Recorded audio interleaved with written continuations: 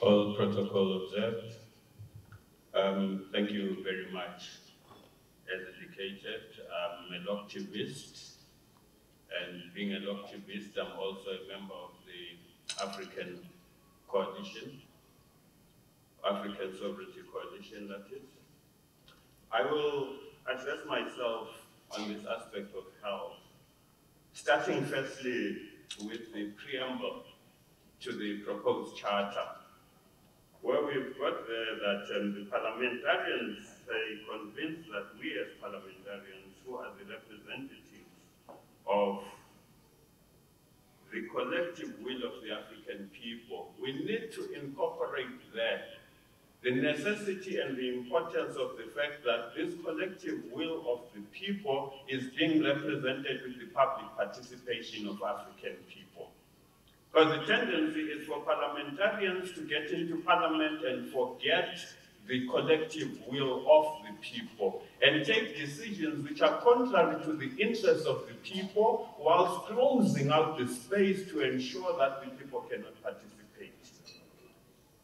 And at the same time, I would like to problematize the use of the word the custodians of our sovereignty. You are protectors of our sovereignty.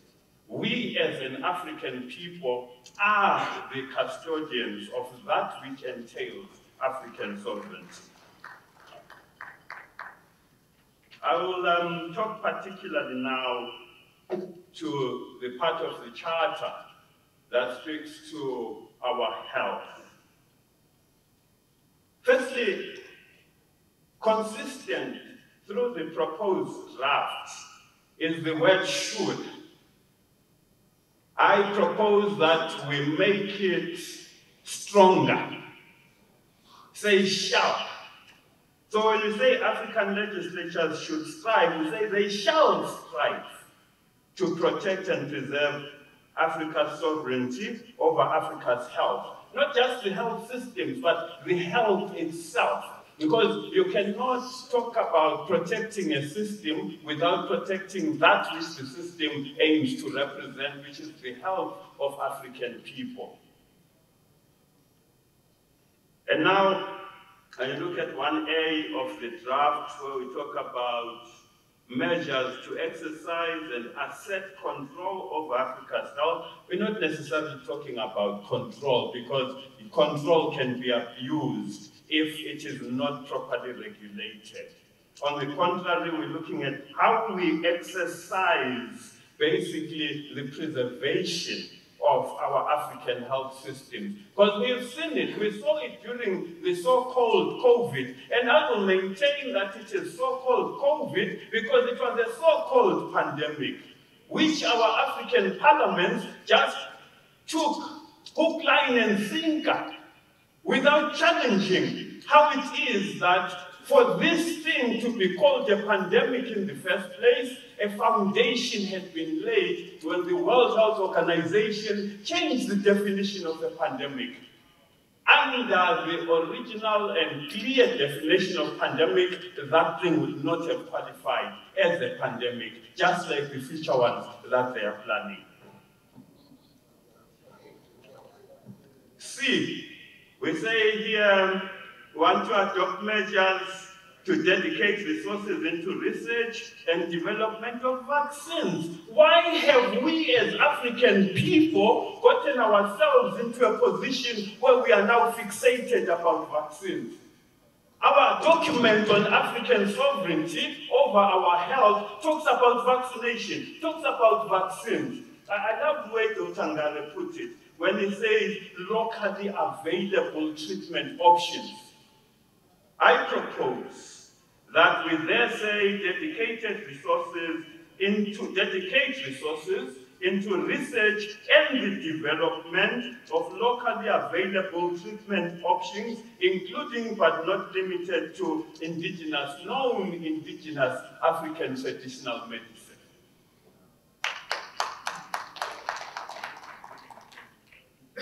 And then we've got there, if we look at F, formulate policies to strengthen, I think that word was supposed to read strengthen, primary care systems, including but not limited to the provision of preventative care, community-based services, and highly trained workforce. And then we look at number 2. African legislatures shall ensure that their governments, number A is okay, go to B, minimize reliance on foreign medical supplies by investing in the production of locally available treatment options. We don't have to take the pharmaceutical route. Allopathy is not necessarily the answer to our African situation. Africa is the least injected continent, and I do not accept that what was being injected into people is a vaccine. For that reason, I will not say we are the least vaccinated. We are the least injected. Yet, our survival rate is the highest compared to any other nation in the world. That shows that we did something right. Why are we now seeking to run away from that which we did right and want to find other people's ways which are wrong? Yesterday, the gentleman who spoke, I think his name was Hank, who said that Africa is the last man standing for Africa and for humanity. Why is it? I ask you as parliamentarians particularly, why is it that if we are the last man standing, we are being led and guided by those who have fallen?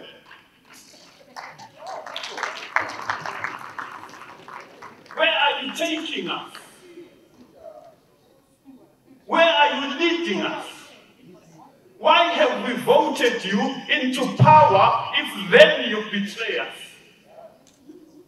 It is an absolute betrayal if you will not interrogate these documents which purport to be law for the interest of African people, and you leave us out of the equation. Whilst we can advise you, we can help you, we can debate these issues with you and ensure that the African people are protected, ensure that the will of the African man, woman, and child gets expression within the context of our Africanness. Thank you. So, yeah, sure. Okay. There's so much more that I would have loved to say, especially on the proposals that have been presented. Because of time, I will let that go and I'll present my inputs in writing. But my parting shot, which I would love every parliamentarian in this room to take to heart. And what you do with it is beyond me. But the question that I would like you to continually have at the back of your mind is this particular decision. This enactment that is sitting in front of me, to what extent is it representing? To what extent is it advancing? To what extent is it an expression of the will of the African man, woman, and child? As we speak right now, the World Health Assembly will be sitting.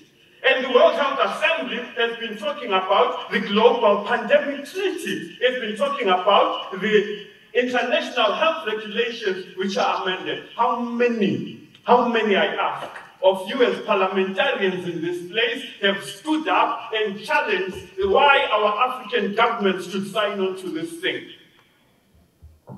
When we talk sovereignty, we talk the right to be who we are, just like what we're seeing happening in Burkina Faso.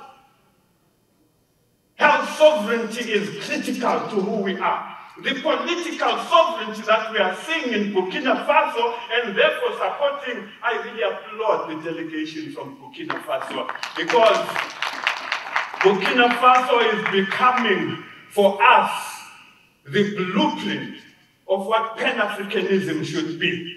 the blueprint of what it is to protect the rights of the people who you claim to represent. And I say claim to represent because most parliamentarians, once you vote them into power, they don't want to know you. They don't want to even hear what you think anymore. So please, when you decide, and I ask you, go back to where you come from with a particular message to your governments. The World Health Assembly will be sitting. Is Africa going to sell us out and sign on to this thing that compromises the national sovereignty and the personal sovereignty of African people?